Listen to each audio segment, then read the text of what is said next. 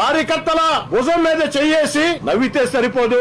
ఓ రాజకీయ కార్యకర్త, రాజకీయ నాయకుడికైనా పార్టీకైనా అత్యంత ముఖ్యం ఆ రాజకీయ వ్యామోహం వెనుక, ఆ తెల్ల సొక్క వెనుక, ఆ రాజకీయంగా తిరిగే కార్యకర్తల ఇంట్లో ఉండే బాధలు, నష్టాలు, కష్టాలు, కన్నీళ్లు నా జీవితంలో అనుభవించాను. కాబట్టి కేవలం కార్యకర్తల్ని భుజం తట్టి శభాష్ అంటే కుదరదు. జెండా మోసేదాని కార్యకర్త, పోలింగ్ బూత్ లో ఏజెంట్ కార్యకర్త, నాయకుడు వీధుల్లోకి పోతే జనాల్ని సమీకరించేదానికి కార్యకర్త, ఎన్నికలు వస్తే నాయకుడికి జిందాబాదులు చెప్పేది కార్యకర్త, కార్యక్రమం విజయవంతం కావాలంటే కార్యకర్త, పార్టీ కార్యక్రమాలకు పిలుపునిస్తే విజయవంతం చేసేది కార్యకర్త.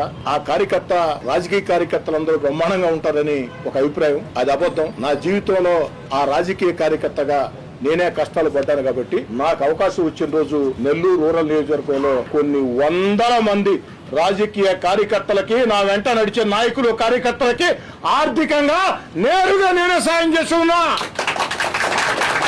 కార్యకర్త భుజం మీద చెయ్యేసో, బొగ్గగిల్లో, పొట్టదట్టో శభాష్ అంటే కుదరదు. రాజకీయాల్లో తిరిగే వ్యక్తుల్లో 95% మంది వ్యక్తుల కుటుంబంలో కష్టాలు ఉంటాయి, నష్టాలు ఉంటాయి, కన్నీళ్లు ఉంటాయి. ఆ కష్టాలు, నష్టాలు, కన్నీళ్లు అనుభవించాను కాబట్టే నా వెంట నడిచే నాయకులు కార్యకర్తలతో సహించాను.